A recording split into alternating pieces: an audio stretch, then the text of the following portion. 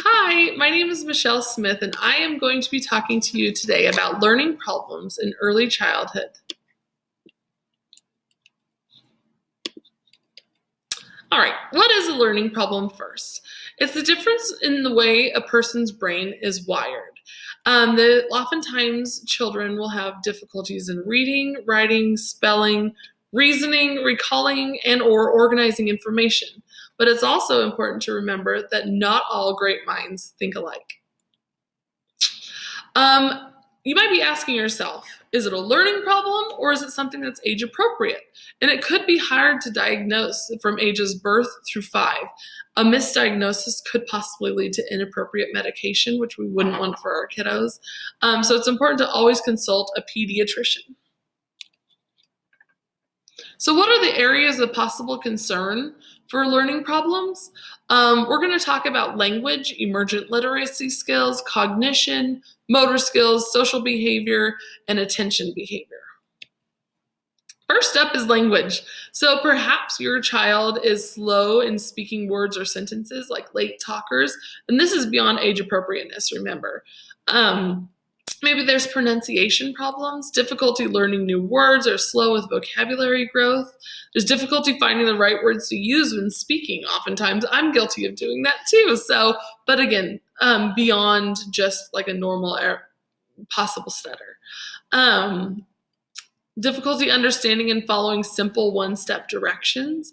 There's difficulty understanding questions, difficulty recognizing or learning rhyming words. There's a lack of interest in storytelling and immature grammar or syntax, like the way they say words. What about emergent literacy skills? So maybe there's slow speed in naming objects and colors. There's limited phonological awareness, which we'll talk about what phonological awareness even means later, but they have trouble with rhyming and syllable blending.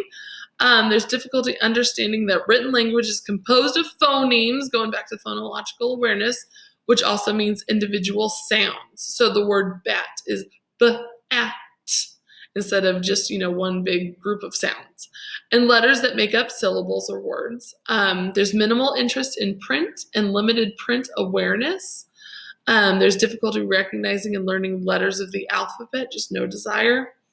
There's also difficulty learning the connection between letters and sounds, so going from phonics to phonemic awareness. What about cognition, the way that the brain is wired? Always a great mystery. Perhaps your child or student has trouble memorizing the alphabet or days of the week, no matter how many songs that we sing to them. They just have a hard time doing that. There's poor memory for what should be routine or what we think is everyday procedures.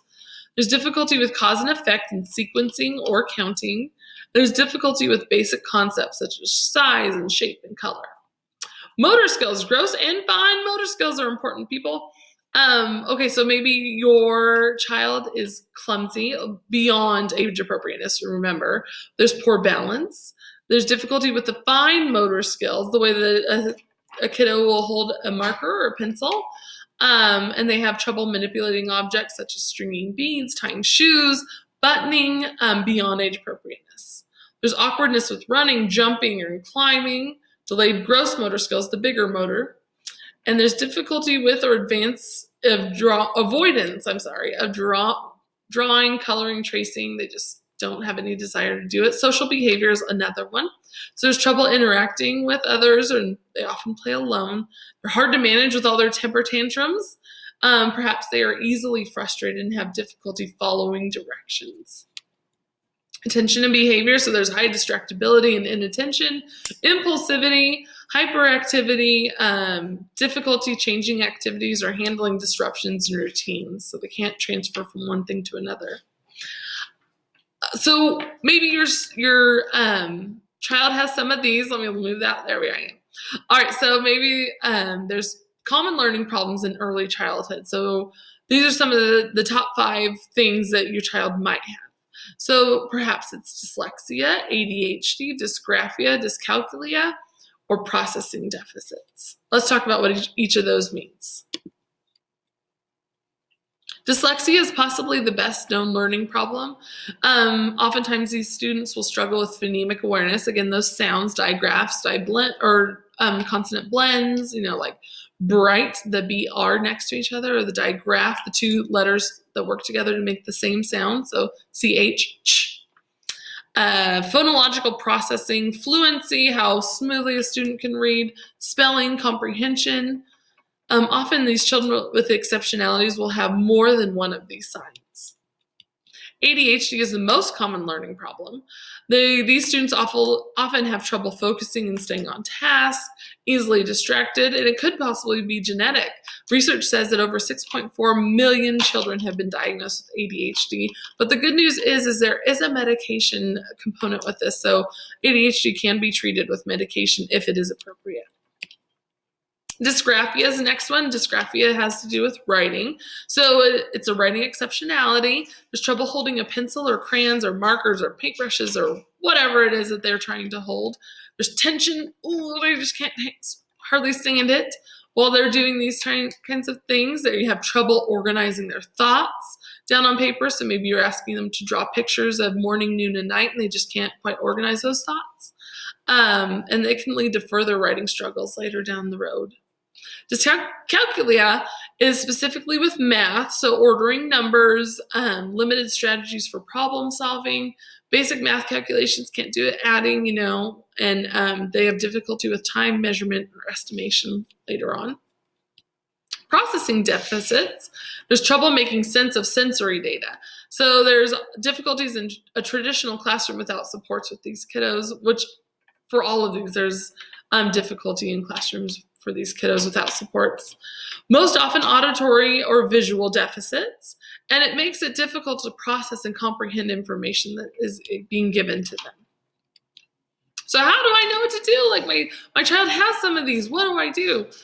Take notes of specific behaviors or delays or concerns, and always discuss those concerns with the pediatrician and teachers or professionals in the area. I know our area has ECAN here, and so we have parents as teachers that'll come out and help. So just get to know some of those, and your school should be able to do that. You are your child's champion. Remain patient and flexible with your child. And there are lots of people that have learning problems, and they go on to lead extremely successful lives. So it is by far not the end of the world. Albert Einstein couldn't read until he was 9. Walt Disney and General George Patton and Vice President Nelson Rockefeller all had trouble reading in their lives. Whoopi Goldberg and Charles Schwab and many others have had learning disabilities, which haven't affected their ultimate success. So just because a child has something does not mean that it's going to be the end of the world. You remain patient and flexible with your child. And here are some of the references that I used.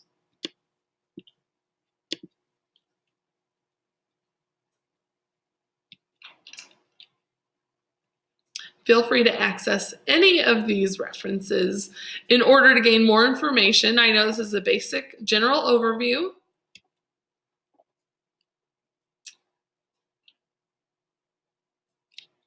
I hope you enjoyed this presentation. Thank you.